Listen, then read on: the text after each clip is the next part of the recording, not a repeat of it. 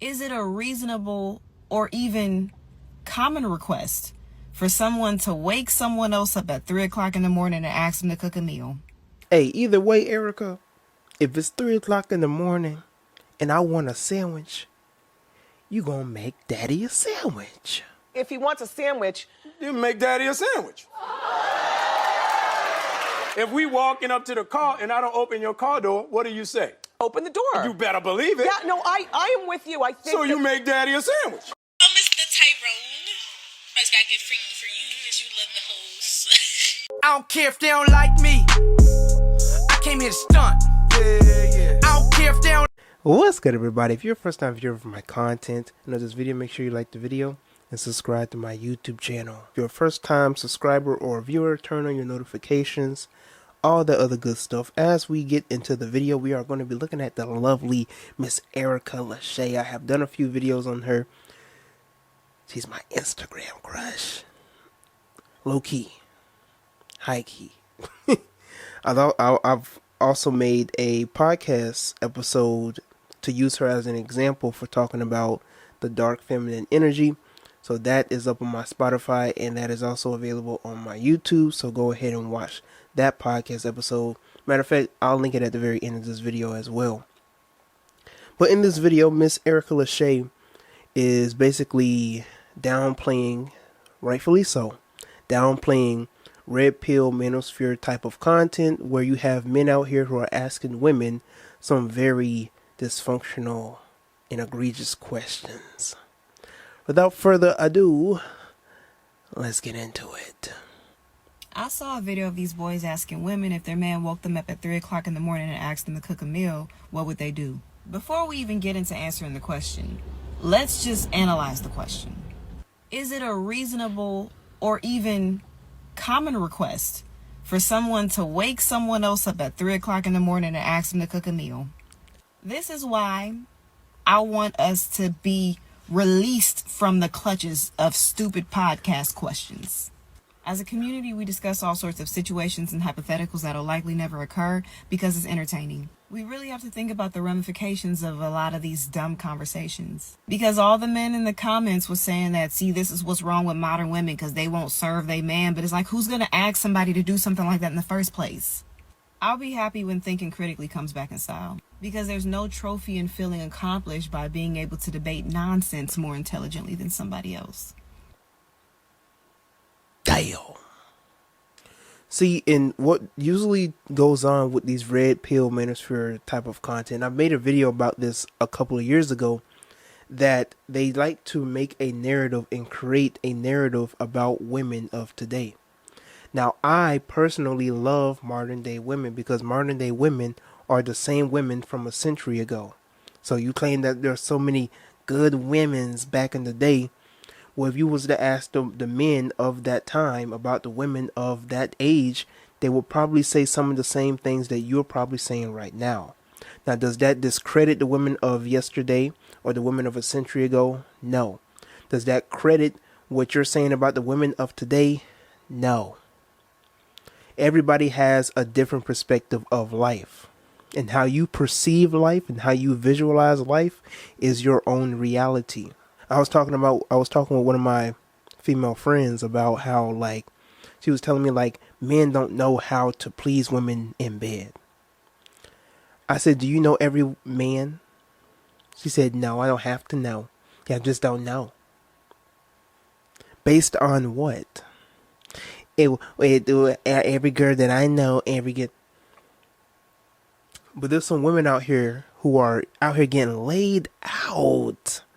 There are some women out here who visually and rightfully know how to communicate what they want in bed to a man, treat that man right, and that man is able to do what his obligations are hitting him to.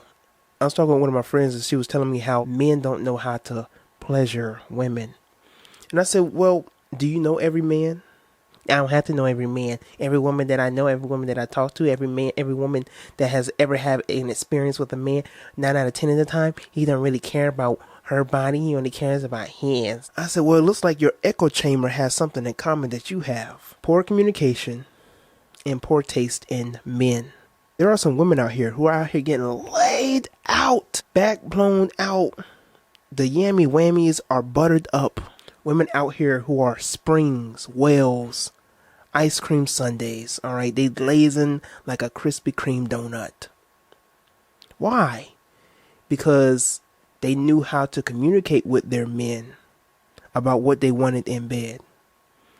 They knew how to treat a man and inspire him and move him to do what she wanted him to do. It seems like if men supposedly can't please you, it seems like the majority of the women don't know how to get a man to please them. It seems like the majority of these women don't know what it means to communicate with a man about what they want in bed.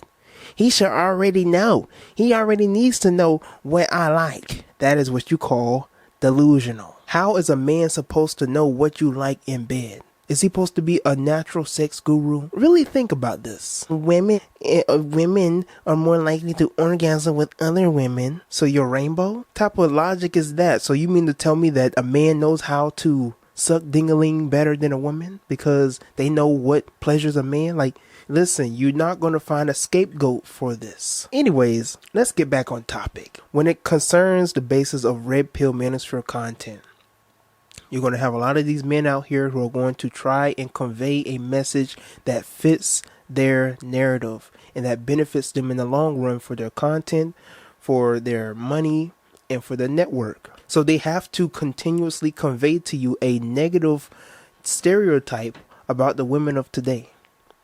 Definitely if it's a black woman. I personally just refuse to feed into such a narrative or even try to portray a certain narrative that basically diminishes and dehumanizes and tears down women, basically. There's no other way to put it. There's no righteous or positive outcome out of showing the nation and the world and young men around my generation that the majority of women are just no good. You don't get anywhere in life with that narrative. You are better off telling men to choose your women wisely because there are good women in America. There are good women that you can find. Just choose wisely. Don't be like these women. And it would actually benefit them, in terms of substance, to find good women in between these good and bads that they find on the streets and outs and about. Because I understand that content is content and value is value, and nobody's just going to sit there for a whole 8 to 10 minutes interviewing good and righteous and level-minded women. I personally like a little bit of drama. I like a little bit of chaos. So you're always going to have that. It's always going to be an element to content.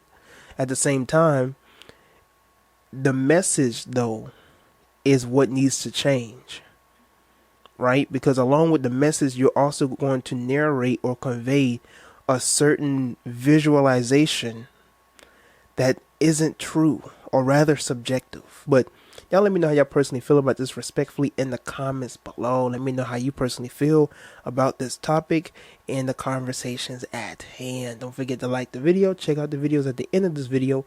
And until next time, we out. Long